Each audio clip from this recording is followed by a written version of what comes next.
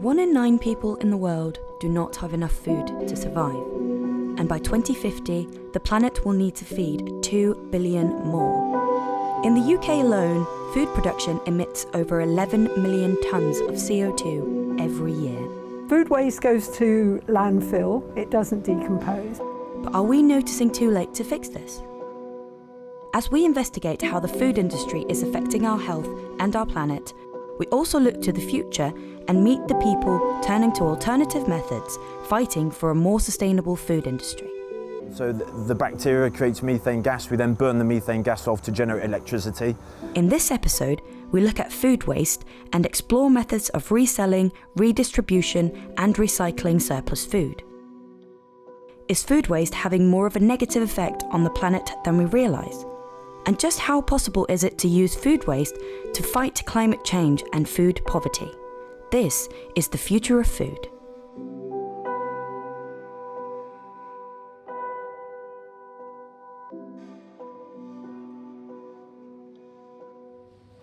.4 million people in the UK are in food poverty and don't have continuous access to affordable, nutritious food. Yet every day, perfectly edible food goes to waste because it does not meet supermarket standards.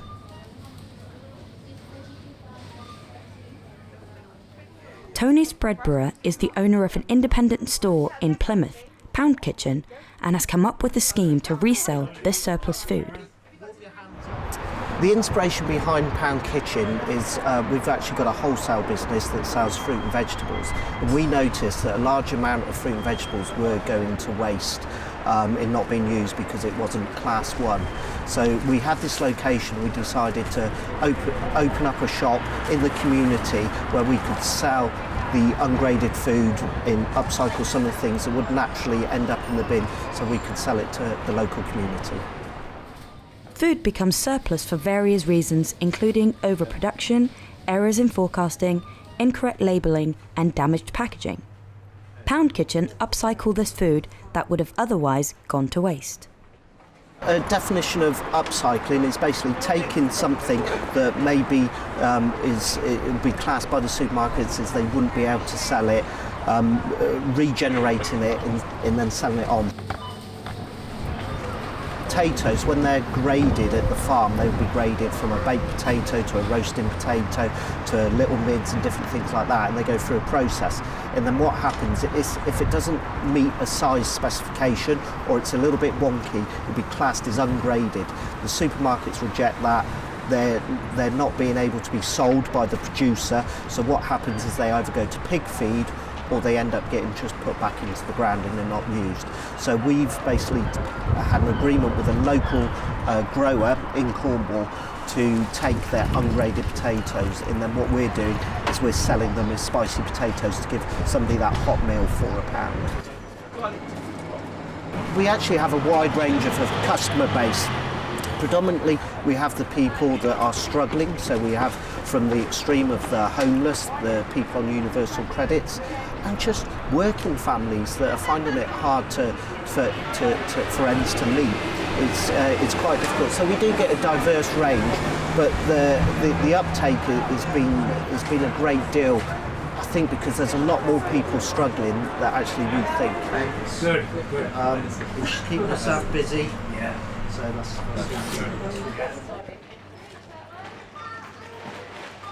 There are many people struggling who wouldn't even be able to afford to shop at Pound Kitchen.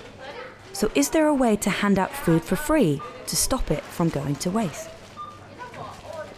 UK-wide charity FareShare accept donations of good food that's about to be thrown away and redistribute it to frontline charities and community groups that support vulnerable people. Southern Central is one of FareShare's 21 regional centres in the UK. Claire Martin is the Business Development Manager. Nationally, FareShare came to light around about 25 years ago. Well, in fact, 25 years April, coming now. And that was part of funding that they'd received from Crisis. And from there on, it's kind of built over time to the point now where we've got 21 regional centres and we work with 500 different suppliers. We are one of the 21 and we've just come up to our 5th year anniversary of being a regional centre in Southampton.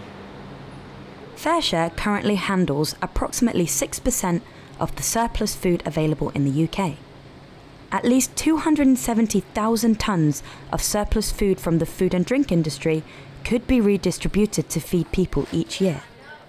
If all this surplus food was redistributed instead of being wasted, each year it could create at least 650 million meals for people in need.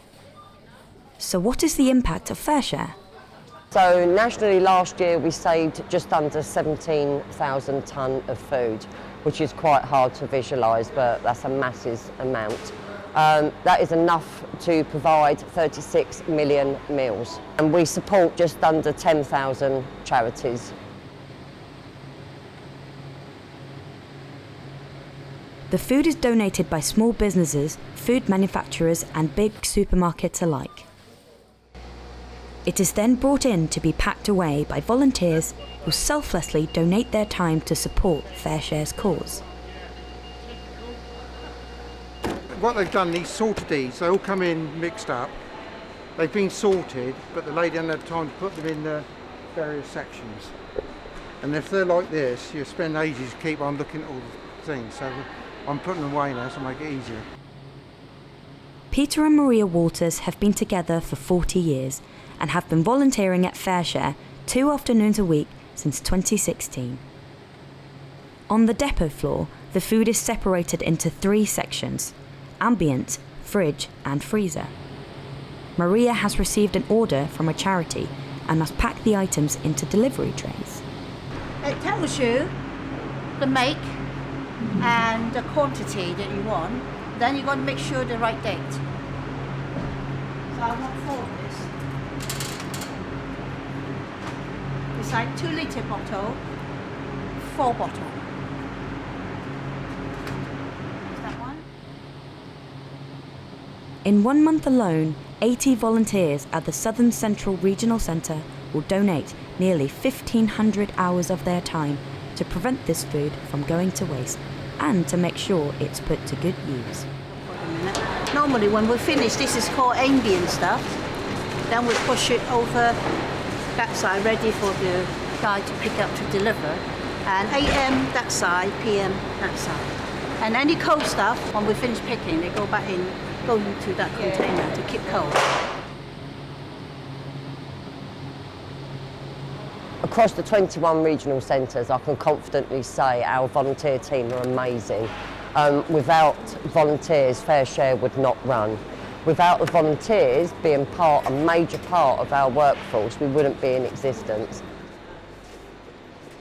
Even the delivery drivers at FareShare are volunteers, including Paul and Hayley. The trays have been lined up and are ready to be packed onto the van by Paul and Hayley, who will then deliver it to charities and community groups where the food is put to good use.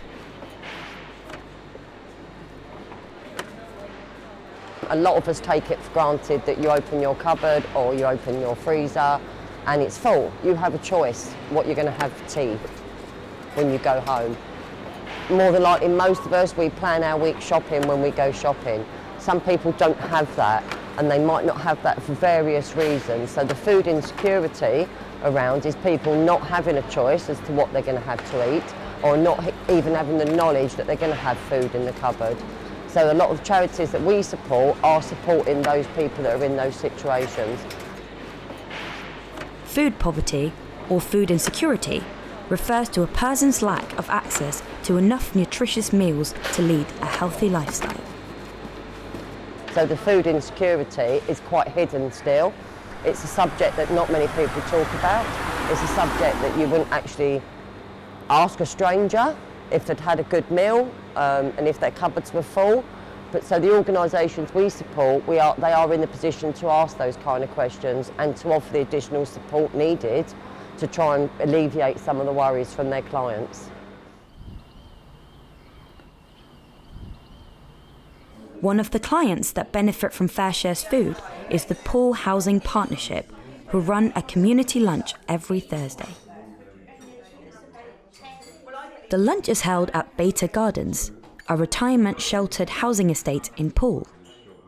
The lunch is coordinated as a part of a scheme to tackle social isolation and food poverty amongst elderly people. Social isolation is a big concern to Poole Housing Partnership for their residents, as it can often lead to loneliness.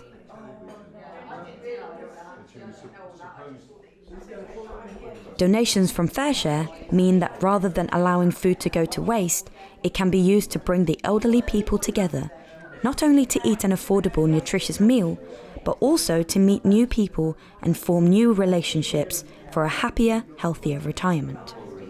Do you want some of this cut out for you? Thank you. That would be a help. I thought so. There we are.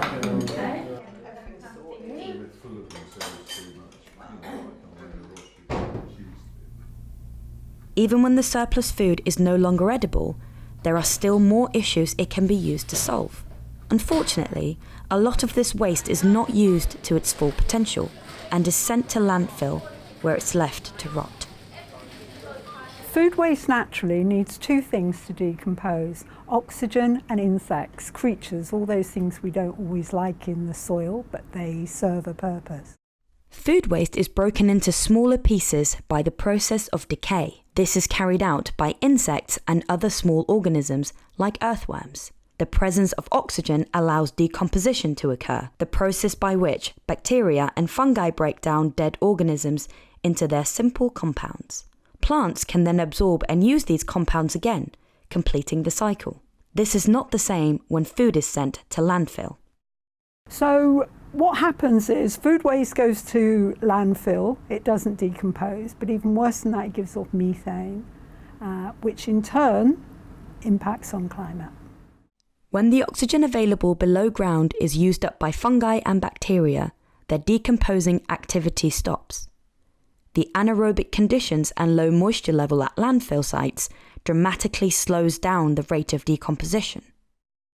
Easily decomposed organic substances like food waste will continue to be broken down by anaerobic bacteria, which can survive even when no oxygen exists. Methane gas is one of the products of their decomposing activity. If you think about gases and toxicity, methane is at least 25% more toxic than CO2. It's a greenhouse gas.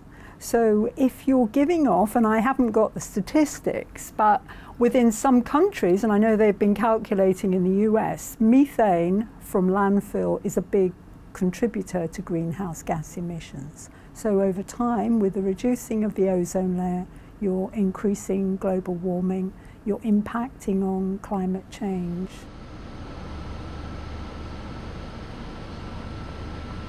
But what if we could reverse this and harness these gases to fight climate change instead? In Piddlehinton, Dorset, eco-sustainable solutions are using a process known as anaerobic digestion to turn food waste into renewable power. The local authority organised a rubbish collection service where food waste caddies are collected and loaded onto rubbish trucks. The waste material is then taken to the site and tipped into a large loading bay. All Welsh households are obliged to put their food waste into a separate caddy.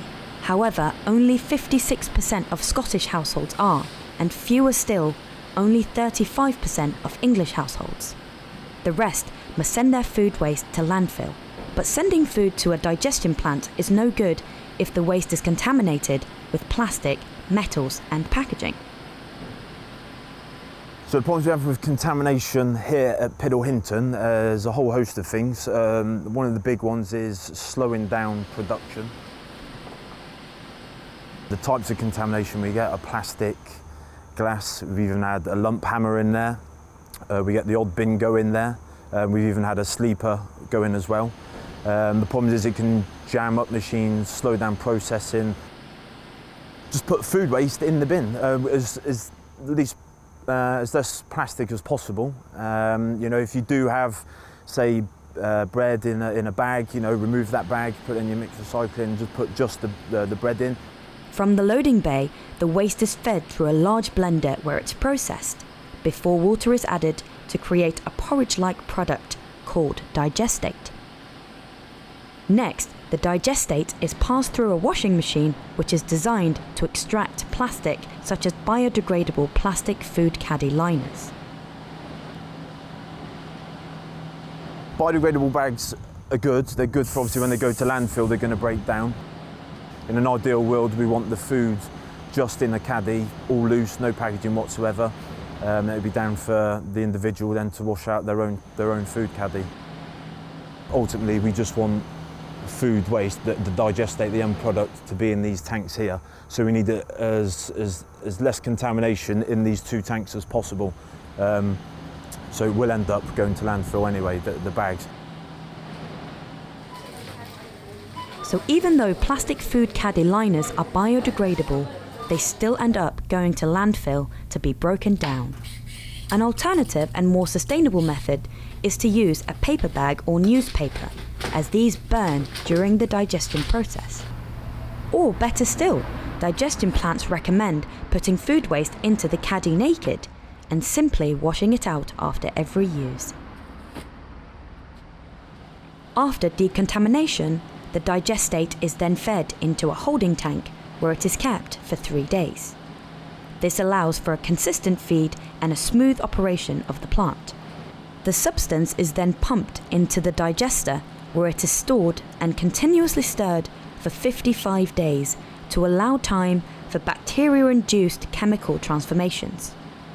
A little bit is fed in and a little bit is fed out every day. From this mix, a gas is produced, of which 55% is methane. So the bacteria creates methane gas. We then burn the methane gas off to generate electricity, which is linked to the national grid, and we do also generate heat. The local Mole Valley also use to use for their processes as well. The gas is extracted and pumped through a carbon filter to scrub. The gas then passes through the engines which drive the generator. The generator produces electricity that powers the national grid. After pasteurization is complete, the digestate material is then exported as an agricultural fertilizer. The end process, we end up with a byproduct called digestate, which has been pasteurised. Once it's been pasteurised, it ends up in the end tank down the end. And then the farmers will come and collect that with their tractors, and then they'll use that as a fertiliser. It's a very nutrient-rich fertiliser, and that's used on all the local fields around the anaerobic digestion site. With many UK households missing out on food waste collections, it's hard to ignore the opportunities for renewable energy that we are throwing away every day. According to Zero Waste Scotland, the carbon footprint of food waste is nearly 3 times more than plastic waste. Are we too late addressing this issue?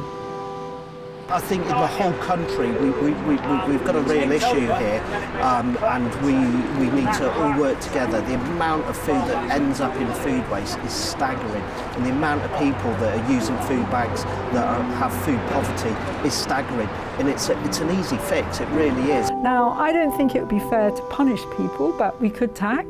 There could be taxes. Maybe we could put taxes on business. Maybe we could levy taxes from business to pay for more anaerobic digesters. I think a lot of it comes down to education and laziness as well. You know, if you've got a bin there that maybe your food caddy's a little bit further, general waste bin, let's just shove it in the general waste bin. With people's lives and the future of the planet hanging in the balance of the food industry, it's time we stop ignoring the damage that food waste is causing and start educating ourselves on the potential power of reselling, redistributing, and recycling surplus food to deal with issues such as global warming and food poverty.